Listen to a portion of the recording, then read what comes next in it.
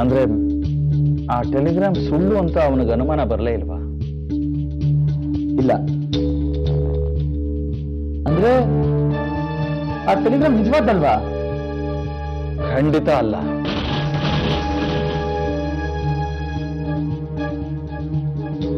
ವಿಚಿತ್ರವಾಗಿದೆಯಲ್ಲ. ಪಾರ್ಥನ ಸುಮ್ಮನೆ ಹೈದರಾಬಾದ್ಗೆ ಯಾರಾದ್ರೂ ಯಾಕೆ ಕಳಿಸ್ಬೇಕು? ನನಗಂತೂ ಒಂದು ಅರ್ಥ ಆಗ್ತಿಲ್ಲ ಮಿಸ್ಟರ್ ಧನುಷ್. ಅದನ್ನ ಅರ್ಥ ಮಾಡ್ಕೊಳ್ಳೋದಕ್ಕೆ ನಾವು ಹೆಣಗಾಡ್ತಾ ಇದ್ದೀವಿ ಮಿಸ್ಟರ್ ನರೇಂದ್ರ.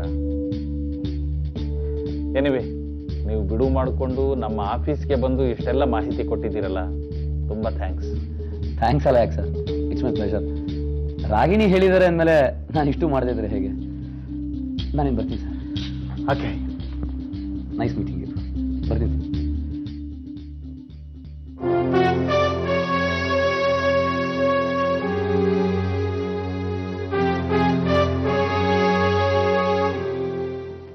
ರಾಗಿಣಿ ಎಲ್ಲಿದ್ದಾಳೆ ಮಿಸ್ಟರ್ ಧನುಷ್? ಮೊದಲು ಅದನ್ನ ಹೇಳಿ. ಕ್ಷಮಿಸಿ ಮೀನಾ ಅವರೇ, ಅದನ್ನು ಹೇಳೋದಕ್ಕೆ ನನಗೆ ಸ್ವಾತಂತ್ರ್ಯ ಇಲ್ಲ. ನನಗೆ ಗೊತ್ತು, ಎಲ್ಲೋ ತಲೆ ಮಡ್ಸ್ಕೊಂಡು ಕೂತಿದ್ದಾಳೆ ಅವಳು. ಜಾಣೆ, ತುಂಬಾ ಜಾಣೆ ಅವಳು ಈ ತರ ವಿಷಯಗಳಲ್ಲಿ. ಆದ್ರೆ ಎಷ್ಟು ದಿನ ಅಂತ ಮುಚ್ಚಿಟ್ಕೊಳ್ಳೋಕೆ ಸಾಧ್ಯ ಹೇಳಿ? ವಿಚಾರಣೆ ಶುರುವಾದ್ಮೇಲೆ ಬರ್ಲೇಬೇಕಲ್ಲ ಕೋರ್ಟಿಗೆ. ಆದ್ರೆ ಈ ಕೇಸ್ನಲ್ಲಿ ನಿಮ್ ಪಾತ್ರ ಏನು ಅಂತ ನನ್ಗೆ ಅರ್ಥ ಆಗ್ತಾ ಇಲ್ಲ. ಅವಳ ಬಾಯ್ ಫ್ರೆಂಡ್ನ ಬಿಡುಗಡೆ ಮಾಡಿಸ್ಬೇಕು ಅಂತ ಒದ್ದಾಡ್ತಾ ಇದ್ರೋ ಹೇಗೆ? ಆದ್ರೆ ಅದು ಕನ್ಸಿನ ಮಾತು ಬಿಡಿ. ಅಂದ್ರೆ ನಿಮ್ಮ ಪ್ರಕಾರ ಅಭಿಷೇಕ್ ತಪ್ಪಿತಸ್ಥ? ಅನುಮಾನನೇ ಇಲ್ಲ ಸರ್, ಅವನಲ್ದೆ ಇನ್ಯಾರು? ಆ ದಿವಸ ಅಂದ್ರೆ ಪಾರ್ಥನ ಕೊಲೆ ಆದ ದಿವಸ ಅಭಿಷೇಕ್ ನಡವಳಿಕೆ ನಾರ್ಮಲ್ ಆಗೇ ಇತ್ತ ಅಥವಾ ಏನಾದ್ರೂ ಬದಲಾವಣೆ ಗಮನಿಸಿದ? ಸರ್, ಅವತ್ತು ಅವನೊಂದು ಚೂರು ನಾರ್ಮಲ್ ಆಗಿರ್ಲಿಲ್ಲ. ಅವನ ನಡವಳಿಕೆ ಬೇರೆ ತರನೇ ಇತ್ತು. ಅಂದ್ರೆ ಬೇರೆ ತರ ಅಂದ್ರೆ ಯಾವ ತರ? ಅಂದ್ರೆ ಒಬ್ಬ ಮನುಷ್ಯನ ನಿರ್ದಯವಾಗಿ ಕತ್ತರಿಸಿ ಕೊಲೆ ಮಾಡಿದ್ಮೇಲೆ ಹೇಗಿರ್ತಾನೆ ಹೇಳಿ? ಆದ್ರೆ ಅವತ್ತು ಅವನು ಕೊಲೆ ಮಾಡಿದಾನೆ ಅಂತ ನಿಮಗೆ ಗೊತ್ತೇ ಇರಲಿಲ್ಲ ಅಲ್ವಾ? ನಿಜ, ಆದ್ರೆ ಅವತ್ತೇನು ಗೊತ್ತಿರ್ಲಿಲ್ಲ. ಮತ್ತೆ ಅದ್ ಹೇಗೆ ಅಭಿಷೇಕ್ ನಾರ್ಮಲ್ ಆಗಿ ಇರ್ಲಿಲ್ಲ ಅಂತ ಅಂದ್ಕೊಂಡ್ರಿ ನೀವು? ಅದು ಆಮೇಲೆ ಆ ಬಗ್ಗೆ ಯೋಚನೆ ಮಾಡಿದಾಗ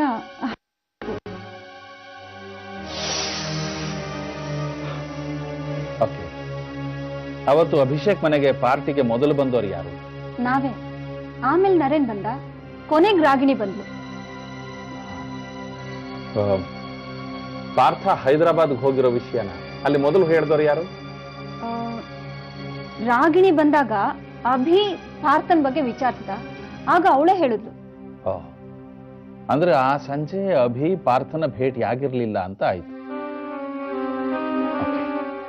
ಮೀನಾ ಅವರೇ, ಆ ಟೆಲಿಗ್ರಾಮ್ ಬಗ್ಗೆ ಏನ್ ಹೇಳ್ತೀರಿ ನೀವು? ಅದೇ ಪಾರ್ಥನಿಗೆ ಹೈದರಾಬಾದಿಂದ ಬಂದಿದ್ದ ಟೆಲಿಗ್ರಾಮ್. ಅದ್ರ ಬಗ್ಗೆ ನಾನೇನ್ ಹೇಳಿ?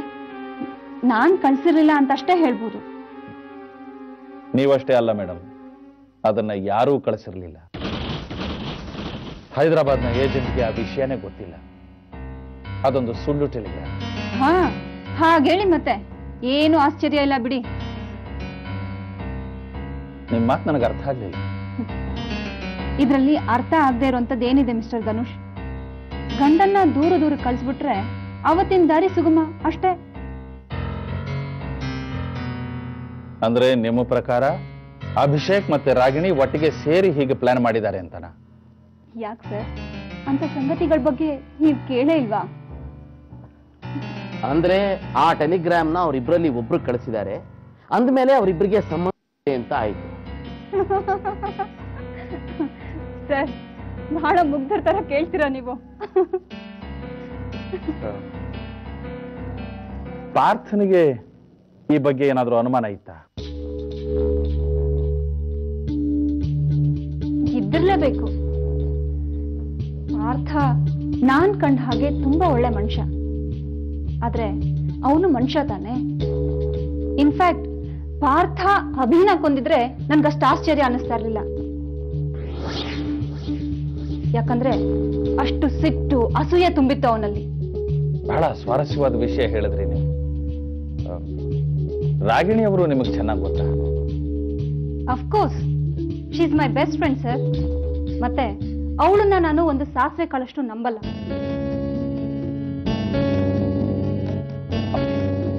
ನರೇಂದ್ರ ಅವರ ಬಗ್ಗೆ ನಿಮ್ಮ ಅಭಿಪ್ರಾಯ? ನರೇನ್ ಮತ್ತೆ ಪಾರ್ಥ ತುಂಬಾ ಕ್ಲೋಸ್ ಫ್ರೆಂಡ್ಸ್ ಆಗಿದ್ರು. ನಿಜ ಹೇಳ್ಬೇಕು ಅಂದ್ರೆ ಪಾರ್ಥ ನರೇನ್ ಮೇಲೆ ತುಂಬಾ ಡಿಪೆಂಡ್ ಆಗಿದ್ದ, ತುಂಬಾ ಹಚ್ಕೊಂಡಿದ್ದ ಅವನನ್ನ. ನರೇನ್ ಹಾಕಿದ ಗೆರೆನ ಅವನು ದಾಟ್ತಾ ಇರ್ಲಿಲ್ಲ.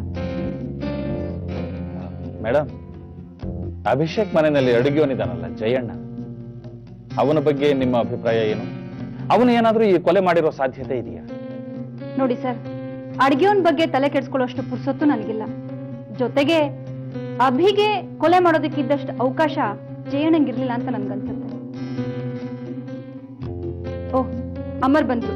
ನೀವು ಅವ್ರ ಜೊತೆ ಮಾತಾಡ್ತಾ ಇರಿ, ನಂಗೆ ಒಳಗಡೆ ಸ್ವಲ್ಪ ಕೆಲಸ ಇದೆ. ಮಾತಾಡ್ತಾ ಇರಿ, ಬರ್ತೀನಿ. ಸರಿ. Hello sir. ಹಲೋ, ನಾನು ಅಮರ್. ತಾವ್ಯಾರು ಅಂತ ಗೊತ್ತಾಗ್ಲಿಲ್ಲ.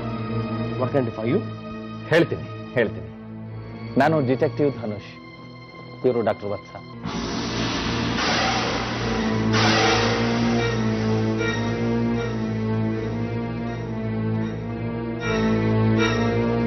ನೋಡಿ ಮಿಸ್ಟರ್ ಧನುಷ್, ನಿಜ ಹೇಳಬೇಕು ಅಂತಂದ್ರೆ ನಮ್ಗೆ ಇದರಲ್ಲೆಲ್ಲ ಹೆಚ್ಚು ಇನ್ವಾಲ್ವ್ ಆಗೋದಕ್ಕೆ ನಮ್ಗೆ ಇಷ್ಟ ಇಲ್ಲ.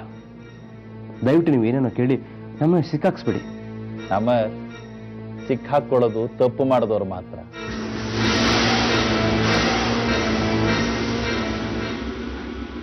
ಹೆದರಬೇಡಿ, ಹೆಚ್ಚಿಗೆ ಏನು ಕೇಳಲ್ಲ. ಕೊಲೆ ಆದ ದಿವಸ ಅಭಿಷೇಕ್ ನಡವಳಿಕೆ ಹೇಗಿತ್ತು? ಓ ಎಸ್, ಅವ್ನು ಪರ್ಫೆಕ್ಟ್ ಆಗಿದ್ದ. ನಂಗೇನಂತ ವ್ಯತ್ಯಾಸ ಕಾಣಲಿಲ್ಲ. ಓಕೆ, ಪಾರ್ಥ, ಅಭಿಷೇಕ್ ಮತ್ತೆ ರಾಗಿಣಿ ಇವರ ನಡುವಿನ ಸಂಬಂಧ ಹೇಗಿತ್ತು? ಅಂದ್ರೆ ಅದರಲ್ಲಿ ಏನಾದರೂ ವಿಶೇಷ? ಏನೇನಿಲ್ಲ, ಎಲ್ಲ ಕರೆಕ್ಟ್ ಆಗಿತ್ತು. ಅಷ್ಟೇನಾ? ಇನ್ನೂ ಏನಾದ್ರು ಕೇಳೋದಿದ್ಯಾ? ಒಂದ್ ನಿಮಿಷ ಸರ್, ಒಂದ್ ನಿಮಿಷ. ಈ ಇಡೀ ಪ್ರಸಂಗದ ಬಗ್ಗೆ ನಿಮ್ಗೇನನ್ಸುತ್ತೆ ಹೇಳಿ? ಏನ್ ಹೇಳಿ ಸರ್, ಟೋಟಲಿ ಕನ್ಫ್ಯೂಸಿಂಗ್. ನಾವು ಹೇಳೋದ್ನೆಲ್ಲ ಪೊಲೀಸರ ಮುಂದೆ ಹೇಳಾಗಿದೆ. ಅವ್ರು ನಮ್ಮನ್ನ ಗಂಟೆಗಟ್ಟಲೆ ಅರ್ದಿದ್ದಾರೆ. ಒಂದೇ ಮಾತನ್ನ ಹೇಳ್ಬೇಕು ಅಂತಂದ್ರೆ ಇಡೀ ಪ್ರಸಂಗನ ಆದಷ್ಟು ಬೇಗ ಮರಿಬೇಕು ಅಂತ ಟ್ರೈ ಮಾಡ್ತಾ ಇದ್ದೀನಿ. ಅರ್ಥ ಆಗುತ್ತೆ, ನಿಮ್ಮ ನೋವು ಸಂಕಟ ನಮ್ಗೆ ಅರ್ಥ ಆಗುತ್ತೆ. ಎರಡು ಪ್ರಶ್ನೆ. ರಾಗಿಣಿ ಅಭಿಷೇಕ್ ಜೊತೆ ಸೇರ್ಕೊಂಡು ಪಾರ್ಥನ ಕೊಲೆನ ಪ್ಲಾನ್ ಮಾಡಿರೋ ಸಾಧ್ಯತೆ ಇದೆಯಾ? ನೋ, ಅದೇ ಸಾಧ್ಯ. ಇಂಪಾಸಿಬಲ್. ನಿಮ್ಮ ಹೆಂಡತಿ ಮೀನಾ ಅಂಥದೊಂದು ಸಾಧ್ಯತೆ ಇರಬಹುದು ಅಂತ ನಿಮ್ಮ ಮುಂದೆ ಹೇಳಿಲ್ವಾ? ಸರ್, ಹೆಂಗಸಿರೋ ಮಾತನೆಲ್ಲ ಅಷ್ಟೊಂದು ಸೀರಿಯಸ್ ಆಗಿ ತಗೊಳಕ್ಕಾಗುತ್ತೆ ಸರ್? ಅಭಿ ರಾಗಿಣಿ ಸೇರ್ಕೊಂಡು ಪಾರ್ಥನ ಕೊಲೆ ಮಾಡಿದ್ರೆ ಅನ್ನೋದು ಕಟ್ಕತೆ. ವಿಷಯಗಳಲ್ಲಿ ಏನು ಹೇಳಕ್ಕಾಗಲ್ಲ ಅಮ್ಮ. ಈಗ ಉದಾಹರಣೆಗೆ ಕೊಲೆಗೆ ಬಳಸಿರುವಂಥ ಆಯುಧ ಇದೆ ನೋಡಿ, ಆ ಪುಟ್ಟ ಚಾಕು. ಅದು ಒಂಥರ ಒಂದು ಪುಟ್ಟ ಒಡವೆ ಇದ್ದಾಗಿದೆ. ಗಂಡಸರಿಗಿಂತ ಹೆಚ್ಚಾಗಿ ಹೆಂಗಸರ ಪರ್ಸ್ಗಳಲ್ಲಿ ಇರೋ ಥರದ ವಸ್ತು ಅದು. ಅಂದ್ರೆ ಏನ್ ನಿಮ್ ಮಾತಿನ ಅರ್ಥ? ಆ ಚಾಕು ರಾಗಿಣಿದು ಅಂತನಾ? ಸಾಧ್ಯನೇ ಇಲ್ಲ. It's impossible.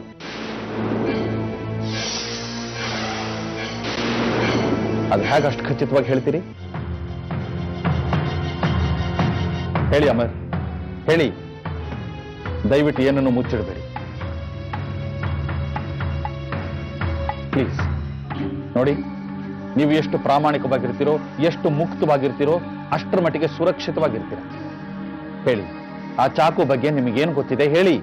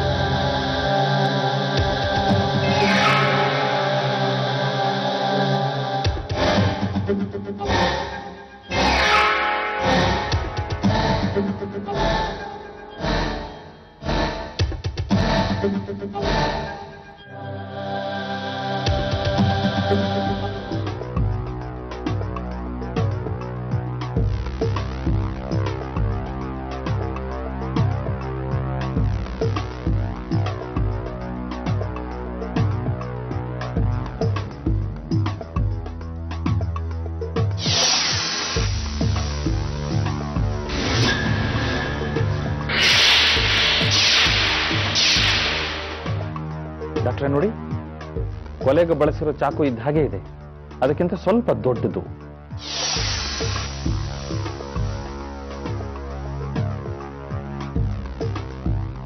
ವಾಹ್, ನೋಡಿ ಎಷ್ಟು ಕಲಾತ್ಮಕವಾಗಿದೆ.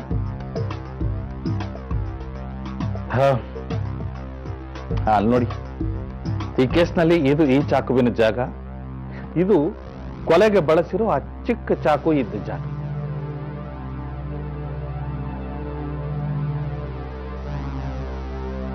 ಸರ್, ನಾನು ನಿಜ ಹೇಳ್ತೀನಿ, ಯಾವುದೋ ಒಂದು ಎಕ್ಸಿಬಿಷನ್ ಅಲ್ಲಿ ತುಂಬಾ ಹಿಂದೆ ನಾನು ಆಸೆ ಪಟ್ಟು ತಂದಿದ್ದಂತ ಸೆಟ್ಟು. ಇದರಲ್ಲಿದ್ದ ಚಿಕ್ಕ ಚಾಕು ತುಂಬಾ ದಿವಸದಿಂದ ಕಾಣ್ತಾ ಇರಲಿಲ್ಲ. ಚಿಕ್ಕ ವಸ್ತು ಅಲ್ವಾ, ಎಲ್ಲ ಮಿಸ್ಪ್ಲೇಸ್ ಆಗಿರ್ಬೋದು ಅಂತ ಸುಮ್ಮನಾಗ್ಬಿಟ್ಟಿದ್ವಿ. ಸರ್ ಪ್ಲೀಸ್, ಈ ಕೊಲೆಗೂ ನಮಗೂ ಯಾವುದೇ ರೀತಿ ಸಂಬಂಧ ಇಲ್ಲ. ಪೊಲೀಸ್ನವ್ರಿಗೇನಾದ್ರೂ ವಿಷಯ ಗೊತ್ತಾದ್ರೆ ಮತ್ತೆ ನಮ್ಮನ್ನ ಸ್ಟೇಷನ್ ಕರೆಸಿ ಚೆನ್ನಾಗಿ ರುಬ್ಬಿಡ್ತಾರೆ. Please sir, please. ಹಾಗೆ ಈಗಲೇ ಪೊಲೀಸರಿಗೆ ನಾನು ಯಾವ ವಿಷಯನೂ ತಿಳಿಸೋದಿಲ್ಲ. ನೀವು ಕೊಲೆ ಮಾಡಿಲ್ಲ ಅನ್ನೋದನ್ನ ನಾನು ಮೊದಲು ಖಾತ್ರಿ ಮಾಡ್ಕೊಳ್ತೀನಿ. ಎನಿಮೆ, ತಡವಾಗಿ ಆದರೂ ಸತ್ಯನ ಒಪ್ಕೊಂಡ್ರಲ್ಲ, ತುಂಬಾ ಥ್ಯಾಂಕ್ಸ್. ಬರ್ತೀನಿ. ಅಗತ್ಯ ಬಿದ್ದರೆ ಮತ್ತೆ ಬರ್ತೀನಿ ಸರ್. ಪ್ರಶ್ನೆಗಳನ್ನು ಕೇಳೋದಕ್ಕೆ.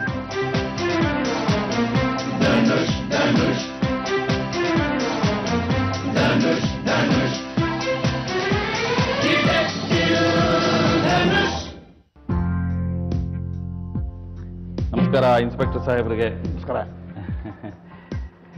ಸರ್. ಇವತ್ತು ಅಭಿಷೇಕ್ ಅವ್ರನ್ನ ನೋಡಿ ಮಾತಾಡಿಸ್ಕೊಂಡು ಹೋಗೋಣ ಅಂತ ಬಂದಿದ್ದೀನಿ. ತಾವು ಪರ್ಮಿಷನ್ ಕೊಟ್ರೆ? ಏನ್ ಸಾರಿ ಹೀಗೆ ಹೇಳ್ತೀರಿ? ತಮ್ಗಿಲ್ಲ ಅನ್ನೋಕ್ಕಾಗತ್ತಾ? ಧಾರಾಳವಾಗಿ ಹೋಗಿ ಮಾತಾಡ್ಬೋದು. Thank you sir. ಸರ್, ಅವನ್ನ ಭೇಟಿ ಮಾಡಿ ಮಾತಾಡಿದ್ಮೇಲೆ ಅವನು ಮುಗ್ಧನ ಅಲ್ವಾ ಅಂತ ನಮಗೊಂದು ಸ್ವಲ್ಪ ಹೇಳ್ಬಿಟ್ಟು ಹೋಗಿ ಸರ್. Small correction. ಅವನು ಮುಗ್ಧನ ಅಲ್ವಾ ಅಂತ ಅಲ್ಲ, ಅವನು ಮೂರ್ಖನ ಅಲ್ವಾ ಅಂತ ಖಂಡಿತ ಹೇಳ್ಬಿಟ್ಟು ಹೋಗ್ತೀನಿ. ಕಾನ್ಸ್ಟೇಬಲ್, ಆ ಸೆಲ್ ಬಾಗಿಲು ತೆಗಿರಿ. ಡಾಕ್ಟ್ರೆ, ತಾವಿಲ್ಲೇ. Thank you.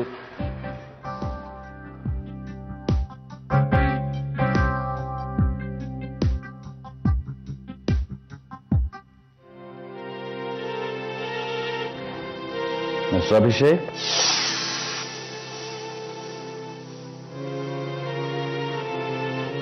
ನಾನು ಡಿಟೆಕ್ಟಿವ್ ಧನುಷ್.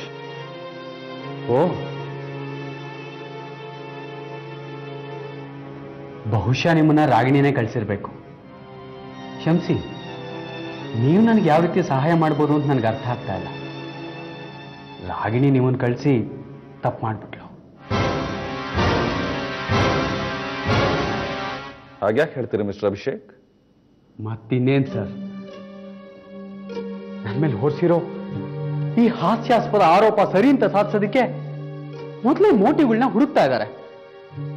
ನನ್ನ ಮತ್ತೆ ರಾಗಿಣಿ ಮಧ್ಯೆ ಇಲ್ಲದೆ ಇರೋ ಸಂಬಂಧಗಳನ್ನ ಹುಟ್ಟಾಕೋದಕ್ಕೆ ಪ್ರಯತ್ನ ಪಡ್ತಾ ಇದ್ದಾರೆ. ಅಂಥದ್ರಲ್ಲಿ ಇವಳು ಹೀಗೆ ನಡ್ಕೊಂಡ್ರೆ ಅವ್ರಿಗೆ ಅನುಮಾನ ಬರಲ್ವಾ ಸರ್?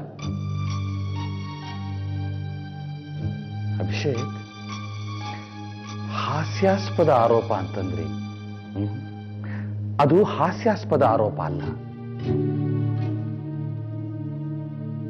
ನಾನು ಪಾರ್ಥನ ಕೊಲೆ ಮಾಡಿಲ್ಲ ಮಿಸ್ಟರ್ ಧನುಷ್. ಹಾಗಾದ್ರೆ ಆರೋಪ ಸುಳ್ಳು ಅನ್ನಿ, ಹಾಸ್ಯಾಸ್ಪದ ಅನ್ಬೇಡಿ. ಕೊನೆ ಪಕ್ಷ ಹೊರನೋಟಕ್ಕೆ ಹೀಗೊಂದು ಕೊಲೆ ನಡೆದಿರಬಹುದು ಅಂತ ಅನಿಸೋದಕ್ಕೆ ಸಾಧ್ಯ ಇದೆ. ಏನಿದೆ, ಈಗ ನಾವು ಮುಖ್ಯವಾಗಿ ಯೋಚನೆ ಮಾಡಬೇಕಾಗಿರೋದು. ಎಕ್ಸ್ಕ್ಯೂಸ್ ಮೀ, ಈ ನಾವು ಅನ್ನೋ ಪದಪ್ರಯೋಗದ ಅರ್ಥ ನನಗಾಗ್ಲಿಲ್ಲ.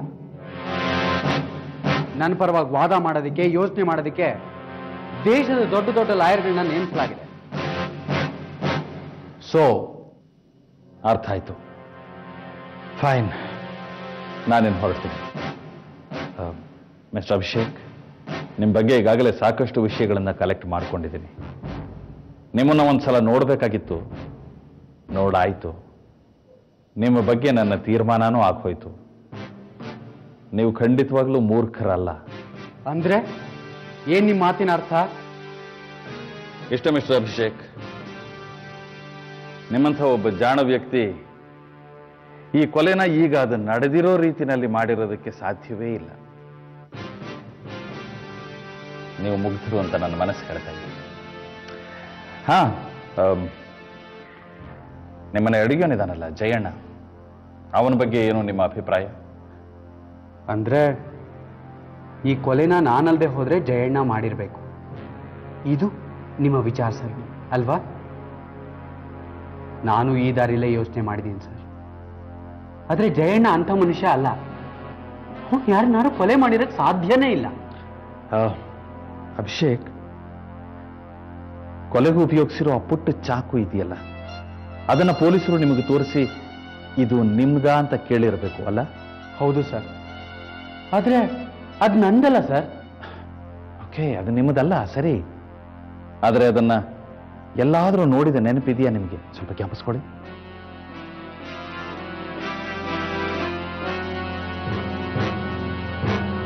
ಇಲ್ಲ ಸರ್, ತುಂಬಾ ಚಿಕ್ಕ ಚಾಕು, ಆಭರಣ ತರ ಇತ್ತು. ಮನೆಗಳಲ್ಲಿ ಅಂತ ವಸ್ತುಗಳನ್ನ ಕಲೆಕ್ಟ್ ಮಾಡಿಟ್ಕೊಳ್ಳೋ ಹವ್ಯಾಸ ಕೆಲವ್ರಿಗಿರುತ್ತೆ. ಓಕೆ ಮಿಸ್ಟರ್ ಅಭಿಷೇಕ್, ಬರ್ತೀನಿ. ಬಾಗಿಲು ತೆಗಿಯಪ್ಪ.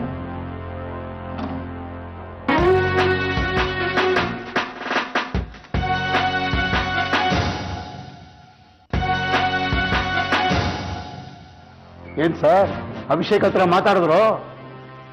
ಮಾತಾಡಿದೆ ಸರ್, ಮಾತಾಡಿದೆ. ಈಗ ಖಾತ್ರಿಯಾಗಿ ಹೇಳ್ತಾ ಇದ್ದೀನಿ ಕೇಳಿ, ಅಭಿಷೇಕ್ ನಿಜವಾಗಲೂ ಒಬ್ಬ ಮುಗ್ಧ ವ್ಯಕ್ತಿ. ಮತ್ತೆ ಇನ್ನೂ ಒಂದು ವಿಷಯ, ಅವನು ಖಂಡಿತವಾಗಲೂ ಮೂರ್ಖ ಅಲ್ಲ. ಬರ್ಲಾ ಡಾಕ್ಟರ್?